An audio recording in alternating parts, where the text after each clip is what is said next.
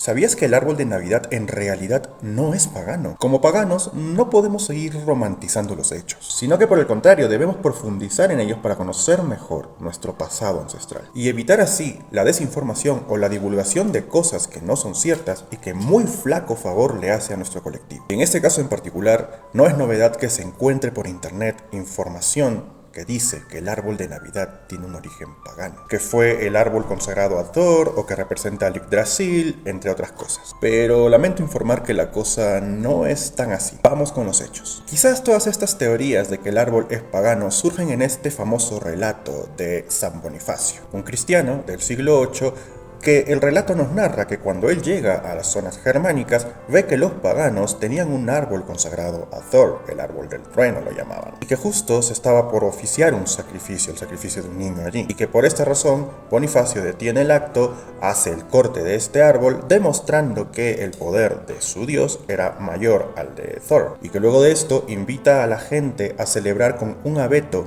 dentro de casa, sin sacrificios y todo dedicado al niño Jesús. Nos cuenta también que él coloca manzanas en el árbol para representar el pecado original y también coloca velas para representar pues la luz de Jesús. Y es precisamente este relato el que lleva a muchos a afirmar que el árbol en efecto tenía un origen pagano. Pero lo que no te dicen es que este relato forma parte de un cuento llamado El primer árbol de Navidad, escrito por Henry Van Dyke hacia finales del siglo XIX. Henry Van Dyke fue un escritor cristiano y a través de su relato pretende graficar o contarnos cómo fue el origen del árbol de Navidad en clave de cuento, en clave de ficción, donde se narra también este supuesto triunfo del cristianismo frente a alguna supuesta práctica pagana. Pero todo este relato está dentro de la ficción, del cuento de Henry Van Dyke, ya que fuera del cuento no tenemos ningún registro de que Bonifacio haya hecho tal cosa como se narra en el cuento. Así como tampoco tenemos registro de que los paganos nórdicos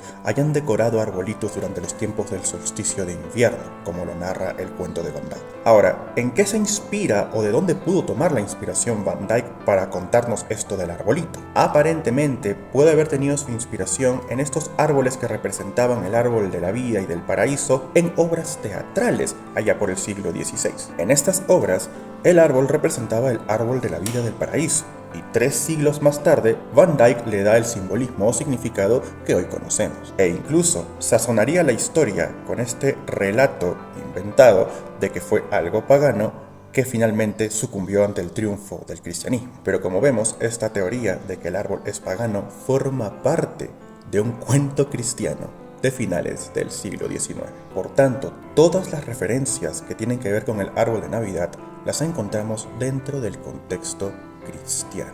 Es así que el árbol de Navidad tiene su origen dentro del cristianismo, no del paganismo. Y seguro preguntarán: Sebas, ¿y tú, siendo pagano, por qué hay un árbol de Navidad detrás de ti? Y la respuesta es sencilla.